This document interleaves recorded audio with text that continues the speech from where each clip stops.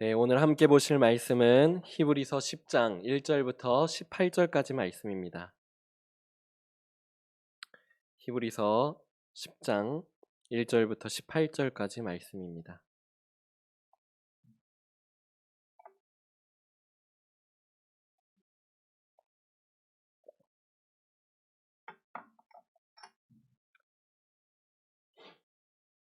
네, 1절 말씀 제가 먼저 읽겠습니다. 율법은 장차 올 좋은 일의 그림자일 뿐이요 참 형상이 아니므로 해마다 늘 드리는 같은 제사로는 나아오는 자들을 언제나 온전하게 할 수 없느니라.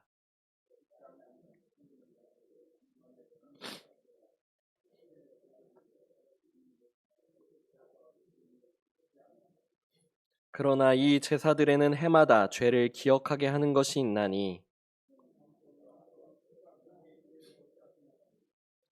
그러므로 주께서 세상에 임하실 때에 이르시되 하나님이 제사와 예물을 원하지 아니하시고 오직 나를 위하여 한 몸을 예비하셨도다. 이에 내가 말하기를 하나님이여 보시옵소서 두루마리 책에 나를 가리켜 기록된 것과 같이 하나님의 뜻을 행하러 왔나이다 하셨느니라.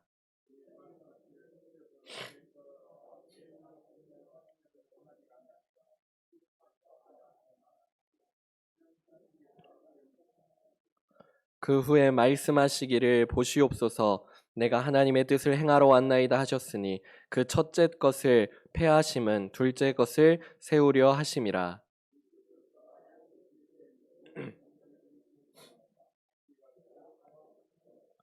제사장마다 매일 서서 섬기며 자주 같은 제사를 드리되 이 제사는 언제나 죄를 없게 하지 못하거니와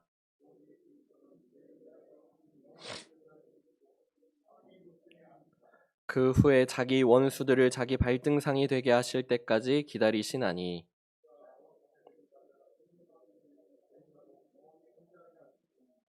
또한 성령이 우리에게 증언하시되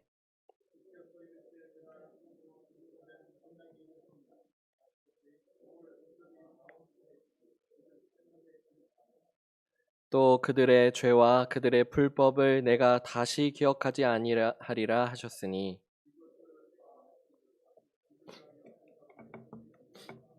아멘. 히브리서는 예수 그리스도를 믿고 따름으로 있어서 겪게 될 고난이 있음을 우리에게 가르쳐 주고 있습니다. 분명히 그렇게 고난과 핍박, 박해, 모든 역경들이 우리에게 찾아오게 되겠지만 그럼에도 불구하고 우리가 끝까지 믿음을 잃지 않고 예수를 따라야 함을 우리에게 가르치고 있습니다. 특히 이 편지에 이제 주 수신인에 해당하는 히브리 출신 그리스도인들을 위해서 이제 그들이 믿음을 잃고선 어디로 돌아가게 되는 경우들이 많냐면 유대교로 돌아가는 경우들이 많기 때문에 유대교의 여러 가지들을 비교하면서 우리가 섬기고 있는 우리가 믿고 있는 이 예수 그리스도가 얼마나 더 위대하시고 얼마나 더 뛰어나신지를 비교하면서 그렇게 가르치고 있습니다. 그 이전 장들을 잠깐 좀 보자면은 7장에서는 이제 더 뛰어난 제사장이신 예수 그리스도를 말씀하고 있고요. 그리고 또 8장에서는 제사장을 세우는 옛 언약, 그 제사장을 세우는 그 옛 언약보다 더 위대한 제사장을 세우신 그 새 언약을 말씀하고 있습니다. 또 9장에서는 모든 죄를 사하는 더 뛰어난 피에 대해서 그러니까 예수 그리스도의 보혈에 대해서 말씀을 했고요. 이제 오늘 10장을 우리가 함께 보게 될 텐데 이 10장 1절부터 18절 말씀을 우리가 함께 보면서 위대한 제사장이신 예수 그리스도께서 그렇다면 어떻게 더 위대한 제사를 드리셨는지 또 어떻게 더 나은 본인 자체가 그 어떻게 더 뛰어난 희생 제물이 되셨는지를 보면서 우리의 믿음을 더 굳세게 잡기를 원합니다. 먼저 우리가 1절부터 4절까지의 말씀을 보면은 구약의 희생의 제사의 특징들이 몇 가지 나오는 것을 볼 수가 있습니다. 그 특징들을 함께 좀 보기를 원하는데요. 먼저 1절 같이 한번 읽어보겠습니다. 시작. 율법은 장차 올 좋은 일의 그림자일 뿐이요 참 형상이 아니므로 해마다 늘 드리는 같은 제사로는 나아오는 자들을 언제나 온전하게 할 수 없느니라. 아멘. 율법을 통해서 드렸었던 구약의 희생제사, 이 희생제사는 장차 올 좋은 일의 무엇이라고 했죠? 그림자라고 했습니다. 이 그림자라는 것이 이 희생제사의 첫 번째 특징인 것입니다.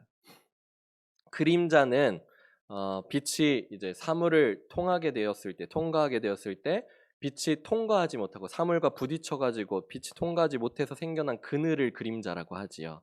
그래서 빛이 통과하지 못하는 사물이 있을 때만 그림자가 생깁니다. 어떤 사물이 없을 때에는 빛이 그대로 통과해서 그냥 빛이 있는 상태일 것이고, 어떤 사물이 있게 됐을 때 그곳에 그림자가 생기겠지요. 그러니까 그림자의 역할은 그림자가 생긴 그곳에 어떤 사물이 있다는 것을, 사물에 해당하는 어떤 실체가 있다는 것을 우리에게 가르쳐 주는 것이 바로 그림자의 역할인 것입니다. 그래서 여러분들이 뭐 어두운 곳을 걷다 보면은, 좀 깜깜한 곳 홀로 걷다 보면은 이제 주변에 이제 밝은 이렇게 가로등불이 있는 곳을 걸어 보신 적이 있으실 거예요. 혼자 막 걷다 보면은 뒤에서 이제 뭐 소리는 잘 안 들리는데 그림자가 뒤쪽에서 이렇게 쑥 나타나게 되면은 어떻게 우리가 생각할 수 있어요? 뒤에 사람이 오고 있다는 것을 알 수 있겠죠. 사람이 안 오는데 그림자가 생기면은 좀 이상한 거잖아요. 그렇죠? 예.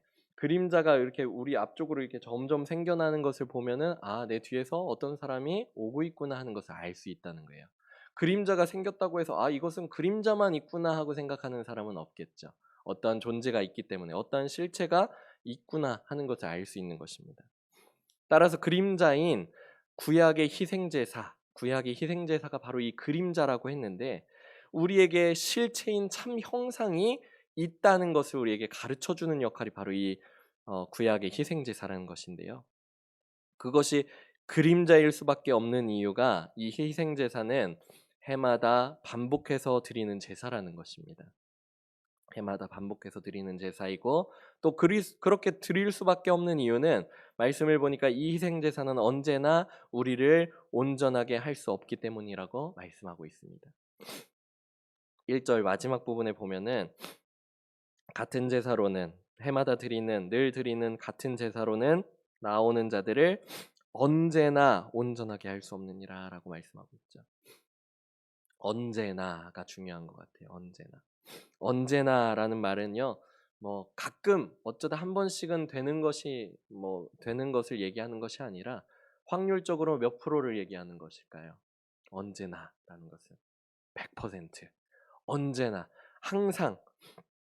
그러니까 구약의 제사를 그들이 수없이 반복해서 드렸지만, 그것은 언제나 그들을 죄로부터 온전하게 할 수는 없는, 그러니까 그림자일 수밖에 없다는 것입니다. 그렇다면 2절 우리 함께 같이 읽어볼까요? 2절 같이 읽어보겠습니다. 시작. 그렇지 아니하면 섬기는 자들이 단번에 정결하게 되어 다시 죄를 깨닫는 일이 없으리니 어찌 제사 드리는 일을 그치지 아니하였으리요.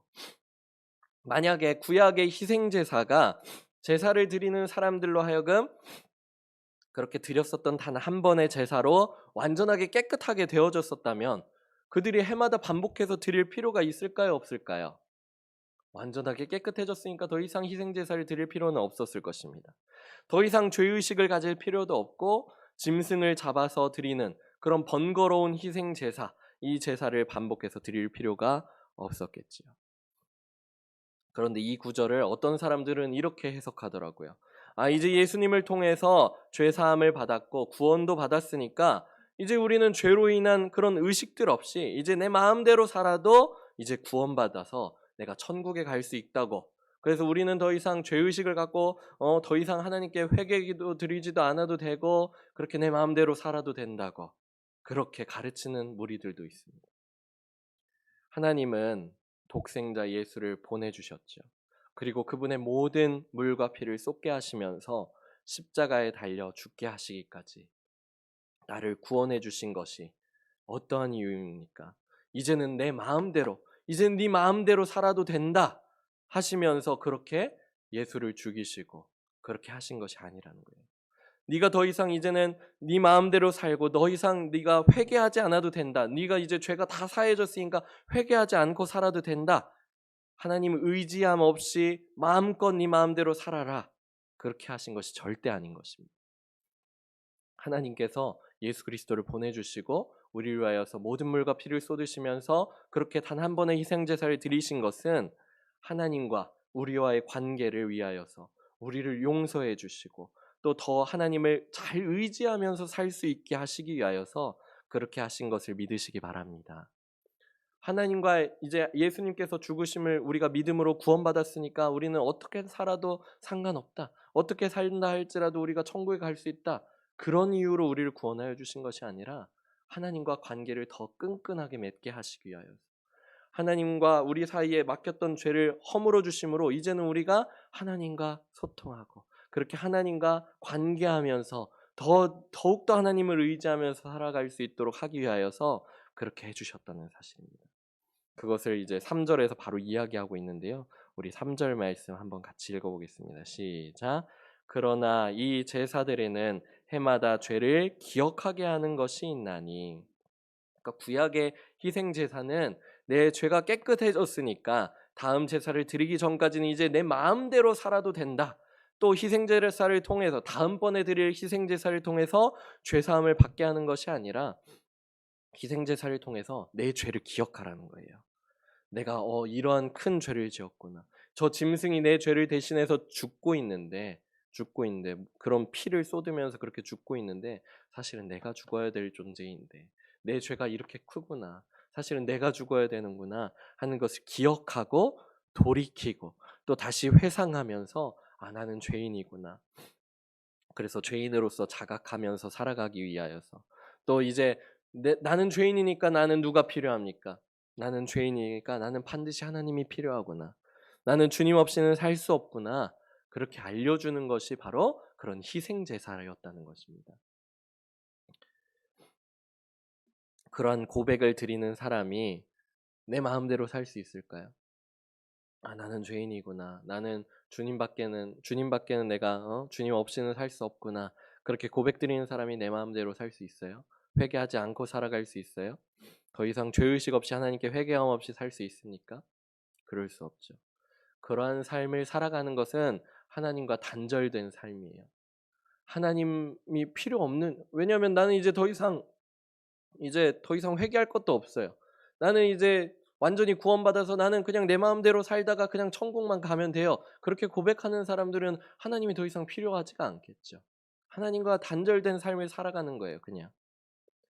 그런데 그렇게 삶을 살아가는 단절된 삶인데 삶을 그렇게 살고 죽어서는 천국 간다고 하는 게 사실은 더 이상한 말 아닐까요? 그렇게 살다가 천국에 가서는 하나님을 어떻게 뵙겠어요?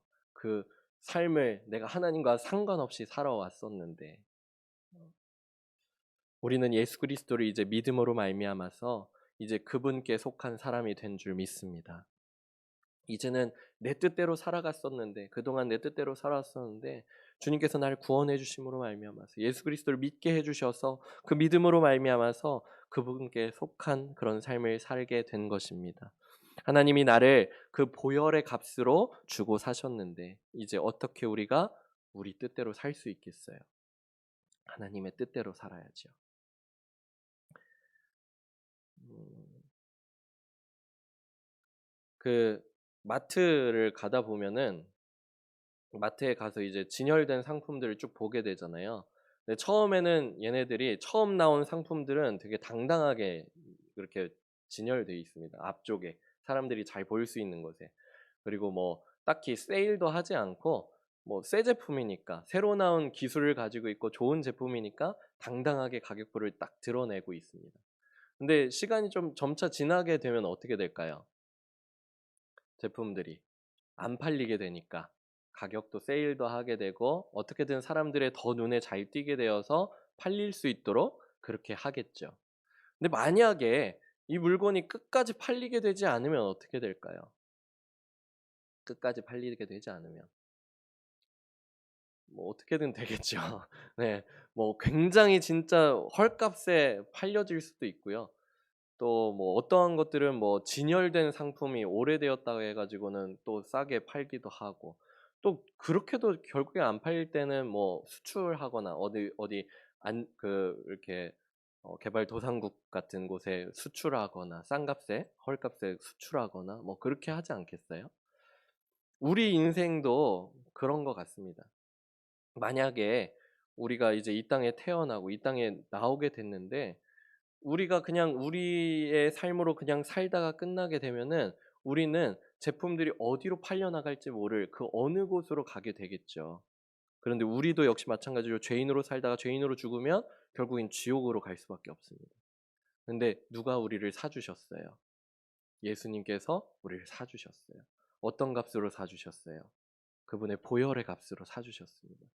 그러면 이제는 우리는 주인에게 속하여서 들어간 그 집 안에 들어가게 된 제품처럼 그 주인을 위하여서 살아가야 되는 거예요. 제가 만약에 TV라고 한다면 TV로서 살아가다가 어느 날 어떤 사람이 카드를 긁어서 저를 사갔어요. 그럼 이제 주인의 뜻대로 이제 채널도 옮겨야 되고 음량도 조절해 줘야 되고 주인이 원하는 대로 해야 되겠죠. 근데 나는 이제 팔렸으니까 난 됐어. 나는 이제 뭐 어디 이상한 데로 팔려가지 않을 거야. 생각하면서 내 마음대로 한다고 생각해 봐요. 주인이 어떻게 생각할까요? 주인에게 아무 소용이 없는 것이 되겠죠.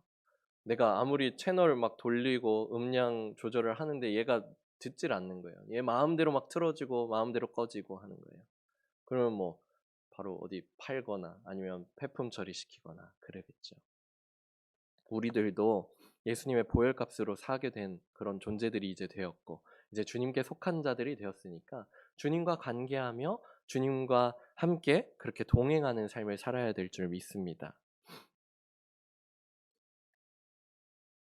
우리는 이제 그렇게 주님의 보혈로 살 수 있게 되었는데 4절을 보니까 하지만 짐승으로 희생 제물을 드렸던 구약의 제사는 우리의 죄를 없이 하지는 못했다고 성경에서 이야기하고 있습니다. 4절 보니까 이는 황소와 염소의 피가 능히 죄를 없이 하지 못함이라.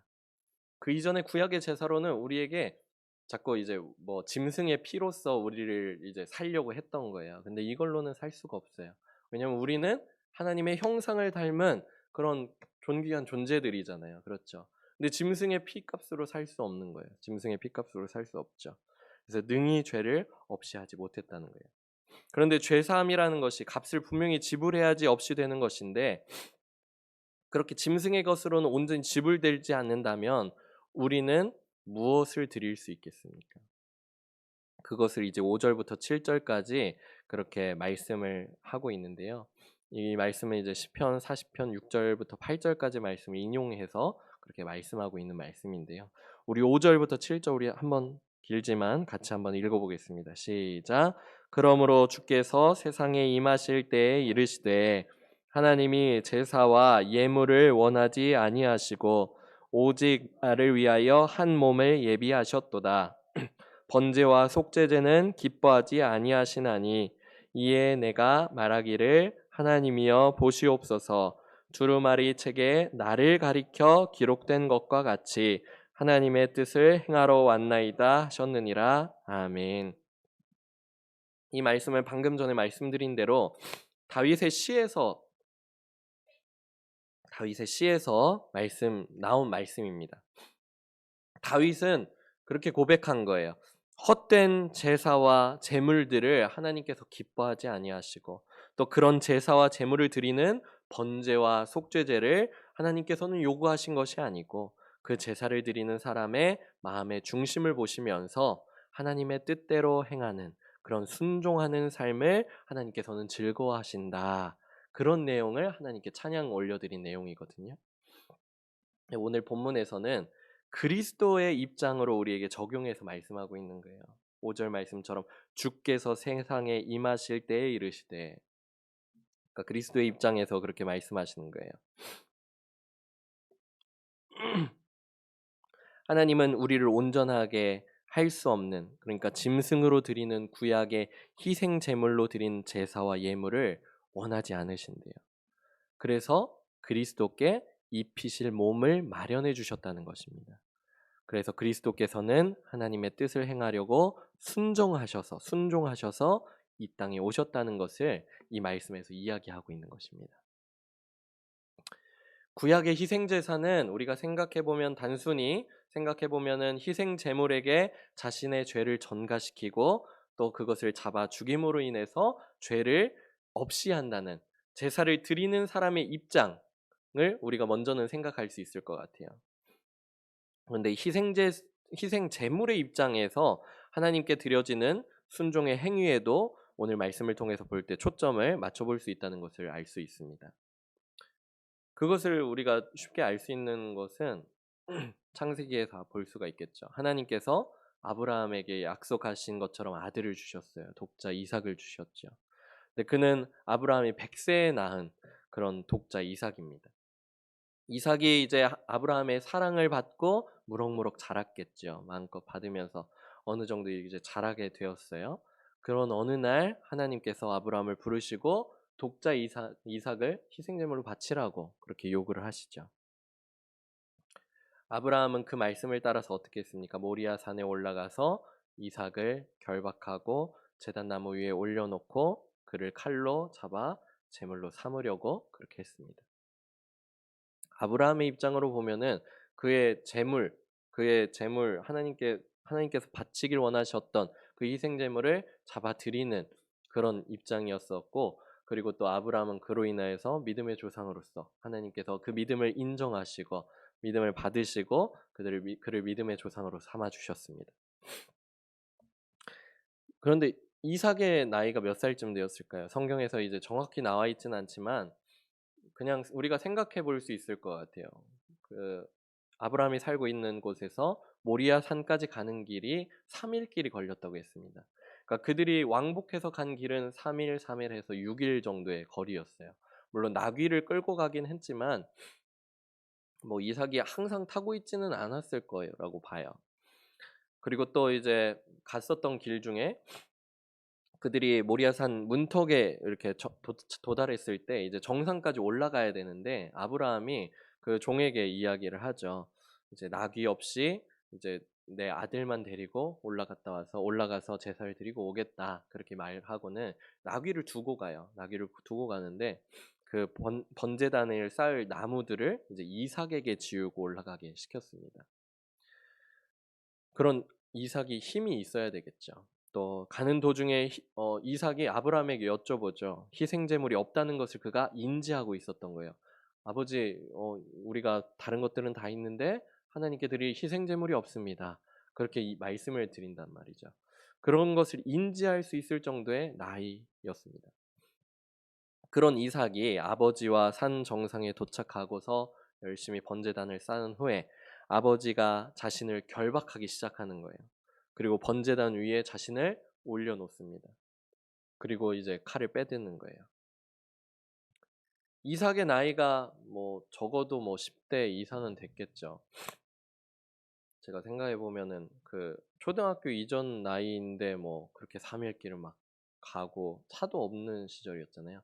막 왔다 갔다 하고 그리고 산 중턱 가는데 번제단을 쌓는데 그냥 낮게 쌓지 않겠죠. 높게 쌓아야 될 번제단인데 그 나무들을 다 이삭이 쥐고 올라갈 정도였으니까요.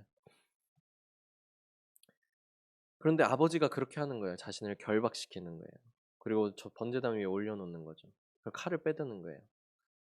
근데 너무 어린아이라면 아버지가 무슨 연극을 하나 싶을지도 모르겠어요. 아버지가 무슨 지금 나랑 농담하시나. 그리고는 그냥 묶여 있었을 수도 있겠죠. 아버지가 그냥 그렇게 하니까. 근데 조금 큰 나이가 되면 어떻게 돼요?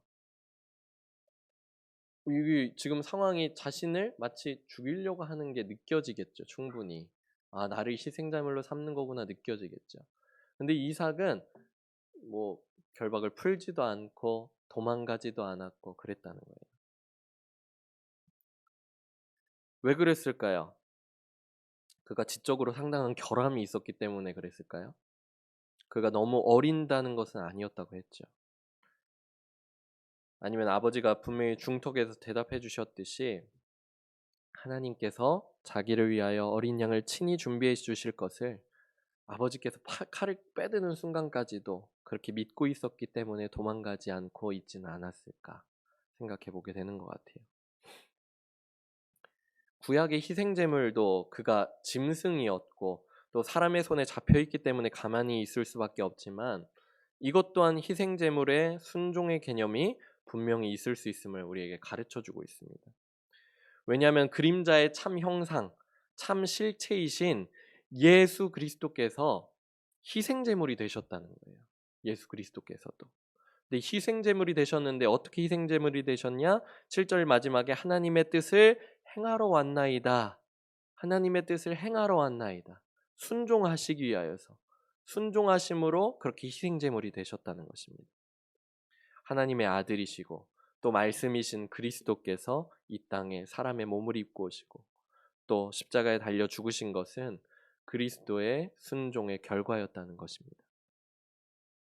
하나님은 하나님의 뜻을 행하는 것을 제일 기뻐하신다는 것을 믿으시기 바랍니다. 우리가 하나님의 뜻대로 행할 때 하나님께서 그것을 제일 기쁘게 받으시는 줄 믿습니다. 아까 계속 말씀에 나왔죠. 하나님께서는 제사와 예물을 원하지 아니하시고 번제와 속죄제를 기뻐하시는 것이 아니라 우리가 하나님의 뜻을 행하는 것, 그것을 하나님께서 기뻐하신다. 우리 8절 9절 말씀 한번 읽어보겠습니다. 시작. 위에 말씀하시기를 주께서는 제사와 예물과 번제와 속죄제는 원하지도 아니하고 기뻐하지도 아니하신다 하셨고 이는 다 율법을 따라 드리는 것이라. 그 후에 말씀하시기를 보시옵소서 내가 하나님의 뜻을 행하러 왔나이다 하셨으니 그 첫째 것을 폐하심은 둘째 것을 세우려 하심이라. 아멘. 이 첫째 것은 뭐예요? 구약의 희생제사, 구약의 희생제사를 폐하신 것은 둘째 것을 세우기 위함이다. 그리스도께서 그렇게 순종의 제사를 드리신 것을 세우려 하심이다. 이 말 뜻입니다. 그렇죠. 하나님은 하나님의 뜻대로 우리가 행하고 살길 원하시고 또 그것을 세우시고 우리에게 확실히 각인시켜 주시기 위해서 예수님을 이 땅에 보내주셨습니다. 근데 그냥 보내주신 것이 아니라 우리와 같은 인간의 몸을 입고 오게 하여 주신 것이죠. 그래서 그가 죽기까지 순종하게 두신 것입니다. 그래서 예수님을 본 우리가 우리의 순종도 예수님처럼 해야 되는구나. 우리도 순종하는 삶을 어느 정도까지 해야 되냐? 예수님처럼 그렇게 해야 되는구나 하는 것을 우리가 알 수 있게 해주신 거예요.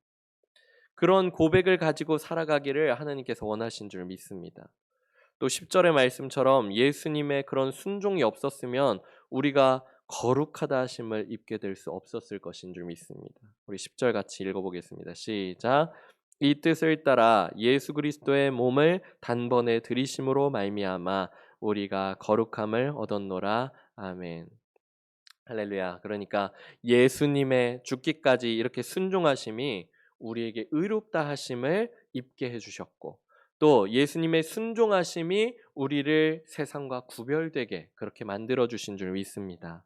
따라서 우리도 예수님의 순종하신 삶처럼 하나님의 뜻에 따라서 순종하며 살아갈 수 있는 우리의 모습들이 되어지기를 축복합니다.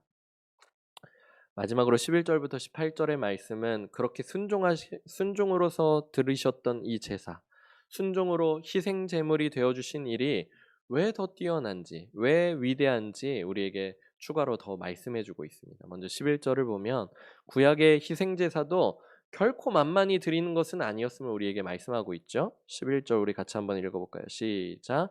제사장마다 매일 서서 섬기며 자주 같은 제사를 드리되 이 제사는 언제나 죄를 없게 하지 못하거니와. 아멘. 구약의 희생 제사를 드리는 제사장들은 어땠다는 거예요? 매일 서서 섬겼대요. 매일 서서 섬겼대요. 이 말씀은 무슨 말이냐면은 구약의 제사는 그들의 헌신이 분명히 담겨 있는 제사였다는 것입니다. 그들이 대충 드린 것이 아니라 매일 서서 그렇게 섬겼다는 거예요. 주일날 지나고 나면은 저도 뭐 주일날 하루 종일 서 있는 것은 아닌데 그래도 조금 오래 서 있다 보면은 이제 주일날 끝나고 이제 집에 가면은 이게 나이 들었다는 증거일 수도 있는데 다리가 또 약간 좀 부어 있고 약간 땡땡하고 약간 그런 것이 이렇게 느껴지더라고요. 그래서 어렸을 때 아버지가 이렇게 다리 좀 주물러 달라고 했을 때 좀 더 잘 힘껏 주물러 드릴 걸 하는 생각을 좀 하게 되는데 구약의 그런 제사장들도 매일 서서 그렇게 섬겼다는 거예요. 그것에는 엄청난 희생과 그리고 헌신이 담겨 있는 제사였다는 것입니다. 또 그 제사의 특징은 어땠냐? 자주 같은 제사를 드렸다는 것이에요. 이 말은 같은 제사를 반복적으로 드렸으니까 그들이 그냥 뭐 초보로서 그렇게 한 것이 아니라 전문적인 것으로 전문적인 지식을 가지고 그 제사를 드렸다는 것입니다. 어떤 한 분야의 전문가가 되려면 1만 시간을 투자하라고 해 가지고 1만 시간의 법칙이라고 얘기를 하죠. 제사장들은 그렇게 매일 똑같은 그런 제사, 자주 같은 제사를 그렇게 드리는 제사의 전문가들이었어요. 이처럼 그들이 드렸었던 구약의 그런 희생 제사는 헌신적이고 전문적으로 드리는 구약의 희생 제사였지만 이 제사는 언제나 아까도 나왔었죠. 언제나 죄를 없게 할 수 없었다고 했습니다. 하지만 12절 우리 같이 한번 읽어볼까요? 예수 그리스도께서 드리신 제사는 어땠는지 한번 읽어보겠습니다. 시작. 오직 그리스도는 죄를 위하여 한 영원한 제사를 드리시고 하나님 우편에 앉으사. 또 이어서 14절 읽어보겠습니다. 그가 거룩하게 된 자들을 한 번의 제사로 영원히 온전하게 하셨느니라. 아멘. 그리스도께서 드리신 제사는 죄를 위하여서 한 어떠한 제사를 드리셨다고요? 영원한 제사를 드리셨다는 것입니다. 이 영원한 제사라고 하면은 그냥 제사를 계속 영원토록 드리고 있다는 것을 말하는 것이 아니라 이 한 번의 제사로 영생을 우리에게 허락해 주시는, 모든 죄를 온전케 하여 주신, 우리를 온전케 하여 주신 그런 제사를 드리셨다는 뜻입니다. 그것을 우리에게 허락하셨음을 말씀하고 있는 것입니다. 히브리인들에게 예수 그리스도께서 희생 제물이 되셔서 드리신 단 한 번의 제사로 영원히 그들이 온전하게 되었다는 의미는 사실은 오늘날 예배를 드리고 있는 우리가 느끼는 것과는 차이가 있을 것이에요. 왜냐하면 우리가 구약에서 희생 제사를 드려본 적이 없잖아요. 1년에 한 번 그들이 그 히브리인, 그 유대인이라고 하면은 1년에 한 번 정해진 때가 되면은 이제 대속죄일이 되겠죠. 그 때가 되면은 내가 지금 어느 곳에 살고 있든지, 어디 외국 지구 반대편에 살고 있든지, 어느 곳에 살고 있든지 그 성전으로, 예루살렘 성전으로 돌아와서 속죄제를 드려야 돼요. 어느 곳에 있든지. 그리고 또 그가 드릴 짐승을 다 데리고 와야 되는데 그 과정이 얼마나 복잡하고 힘들었으면, 예수님 때에는 심지어 성전 뜰에서 그것들을 막 사고 팔고 하는 그런 지경에 이르기까지 한 거죠. 사실은 자기가 뭐 길렀었던, 아니면 그 사는 곳에서 그렇게 짐승을 데리고 와서 하나님께 드려야 되는데 그 과정들이 너무 복잡하고 힘든 거예요. 또 그 과정들이 어떻습니까? 지금 우리는 가만히 앉아서 예배를 드리지만 그들은 그 짐승이 피를 다 쏟는 것들을 다 맞아야 되는 거예요. 또 그 제사를 매년 매해 그렇게 반복해서 드려야 했는데 이제 영원히 온전하게 되어서 더 이상 짐승을 잡아들이는 제사를 드리지 않아도 된다고 하니까 그들에겐 더 큰 의미로 다가오겠죠. 마치 뭐 예를 들어서 뭐 저희들이 매일 고민하는 게 뭐예요? 아, 이따가 뭐 먹지? 아, 내일 뭐 해 먹지? 뭐 그런 고민들이잖아요. 근데 하나님께서 우리에게 이제 너희들이 영원히 이제 배부를 것이다. 뭐 목마르지 않을 것이다. 그렇게 약속해 주신 거예요. 그러면 진짜로 우리가 이제는 먹지 않아도 되는 거예요, 실제로. 우리가 천국 가면 먹지 않아도 되는 것처럼 진짜로 그렇게 된다고 하는 거예요. 그럼 여러분들 어떠시겠어요? 별로 고민이 없으신가 보네요. 먹는 것에 대한 고민이. 예. 얼마나 좋겠어요. 다음 날부터 이제 밥을 차리지 않아도 되는 거예요. 아니면 뭐 밥벌이를 위해서 일하지 않아도 되는 거예요. 뭐 어떠한 그런 게 없는 거예요. 그런 것들로부터 완전히 해방되는 거죠. 근데 이 이스라엘 백성들에게는 제사를 드린 것이 이제는 더 이상 그 드리지 않아도 되는 것이 굉장히 큰 것으로 여겨졌겠죠. 구약의 희생 제사로는 언제나 죄를 없게 하지 못했지만 그리스도의 한 번의 제사로 영원히 온전하게 되었으니까 두 제사의 차이는 이제 더 이상 비교해서 아무런 그런 무슨 소용이 있겠어요. 로마서 10장 4절에서도 사도 바울이 그렇게 고백을 했죠. 우리 로마서 10장 4절 우리 같이 한번 읽어보겠습니다. 화면에 나와 있는데요. 같이 읽어보겠습니다. 그리스도는 모든 믿는 자에게 의를 이루기 위하여 율법의 마침이 되시니라. 아멘. 구약의 희생 제사가 그리스도의 단 한 번의 제사로 마칠 수 있게 된 것이 우리에게 큰 은혜이고 복인 줄을 믿으시기 바랍니다. 15절을 보니까 이 사실을 누구도 증언하고 계십니까? 성령님께서도 우리에게 증언하고 계시다는 거예요. 우리 15절부터 18절 우리 같이 한번 읽어보겠습니다. 시작. 또한 성령이 우리에게 증언하시되 주께서 이르시되 그날 후로는 그들과 맺을 언약이 이것이라 하시고 내 법을 그들의 마음에 두고 그들의 생각에 기록하리라 하신 후에 또 그들의 죄와 그들의 불법을 내가 다시 기억하지 아니하리라 하셨으니 이것들을 사하셨은즉 다시 죄를 위하여 제사 드릴 것이 없느니라. 아멘. 이제 우리의 삶은 돌판에 새겨져 있던 그런 율법을 따라서 사는 것이 아니고 이제는 그리스도 예수 안에 있는 생명의 성령의 법을 따라서 살게 되는 것입니다.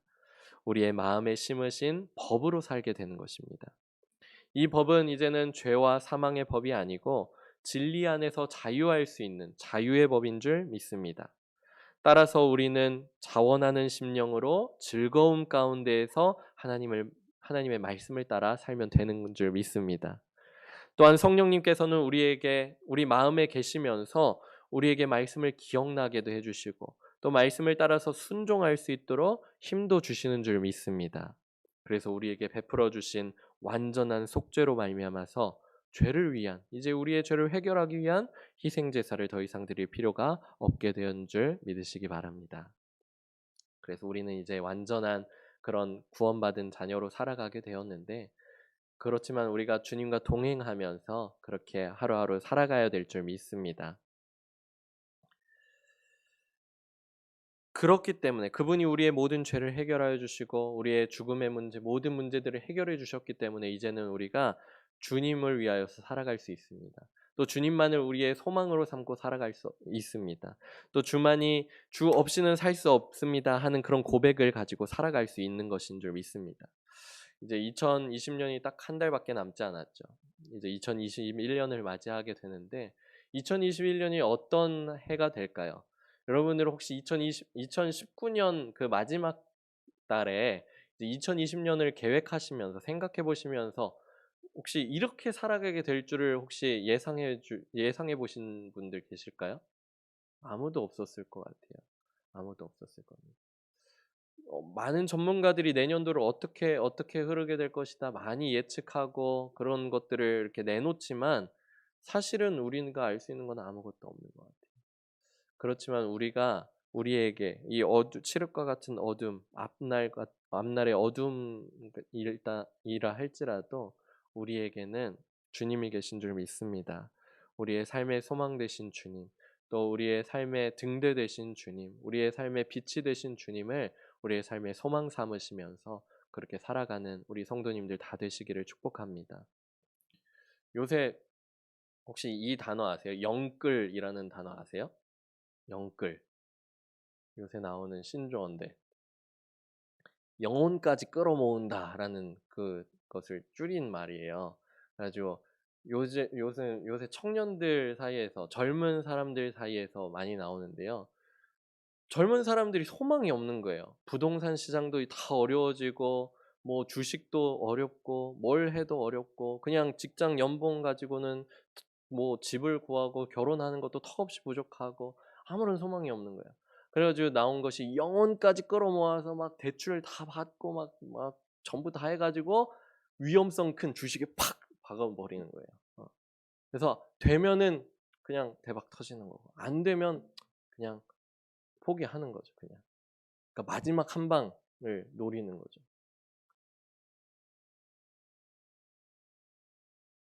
참 안 됐잖아요.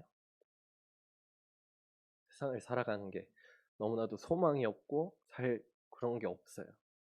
젊은 사람들 그렇고. 또 이제 목요일 날 수능 시험 앞두고 있는 우리 친구들 있죠. 그 아이들 그 아이들은 진짜 대학만 보고서는 지금까지 달려왔어요. 근데 좋은 대학에 가면 물론 좋지만 자기가 희망했었던 대학 못 가면 어때요? 너무나도 슬프잖아요. 그 아이들. 너무 심한 친구들은 그것을 이겨내지 못해서 결국엔 스스로 목숨을 그렇게 끊는 친구들도 많이 나오고 있죠. 우리의 삶의 소망이 어디에 있는지를 우리가 바르게 알고 또 그것을 우리가 바르게 가르쳐야 될 줄 믿습니다. 우리의 삶의 소망은 주님이십니다. 우리가 좋은 대학 가지 못해도 주님이 우리의 소망 되시기 때문에 우리는 살 소망이 있습니다. 우리가 좋은 직장 가지지 못하지만 우리의 연봉이 오르지 않지만 주님이 우리의 소망 되시기 때문에 우리가 살 수 있습니다. 우리가 지금 우리나라 경제 상황이 어떻고 세계 그런 모습들이 어떻고 그런 것이 어떤다 할지라도 우리의 소망이 주님이시기 때문에 우리가 살 수 있을 줄 믿습니다. 주님 계신 그 천국을 바라보면서 하루하루 주님과 함께 승리하며 살아가는 우리 성도님들이 다 되어지기를 축복합니다. 우리 같이 그것을 생각하시면서 좀 찬양했으면 좋겠습니다. 아까 불렀던 찬양 중에 첫 번째 불렀었던 찬양 세상 다 변하고 라는 찬양인데요. 찬양하고 같이 기도하도록 하겠습니다.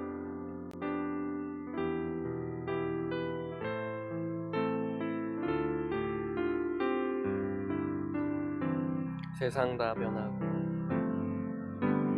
세상 다 변하고 이 삶의 끝이 와도 주 없인 살 수 없네. 주만이 내 영광 변치 않는 진리 주 없인 살 수 없네. 세상 다 변하고 세상 다 변하고 이 삶의 끝이 와도 주 없인 살 수 없네. 주만이 내 영광 주만이 내 영광 변치 않는 진리 주 없인 살 수 없네. 내 주 없인 살 수 없네. 내 주 없인 살 수 없네. 내 주 없인 살 수 없네.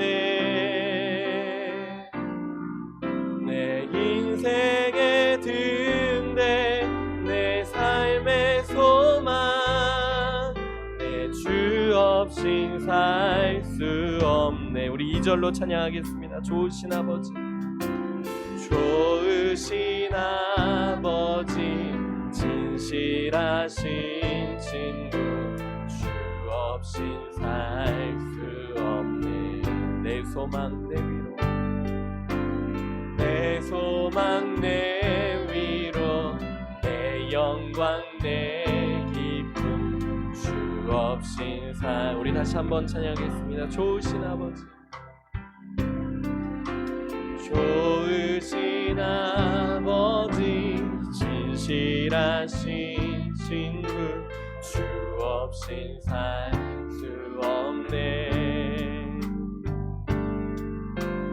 내 소망 내 위로 내 영광 내 기쁨 주 없인 살 수 없네. 내 주 없인 살 수 없네. 내 주 없인 살 수 없네. 내 주 없인 살 수 없네. 내 인생의 등대 내 삶의 소망 내 주 없인 살 수. 주님께 고백하는 마음으로 우리 손들고 고백합시다. 내 주 없인 살 수 없네. 내 주 없인 살 수 없네. 내 인생의 등대 내 삶의 소망 내 주 없인 살. 마지막으로 찬양합시다. 내 주 없인 살 수 없네. 내 주 없인 살 수 없네. 없네. 내 주 없인 살 수 없네. 내 인생의 등대 내 인생의 등대 내 삶의 소망 내 주 없인 살 수. 이 시간 우리 함께 같이 기도하길 원합니다. 기도하실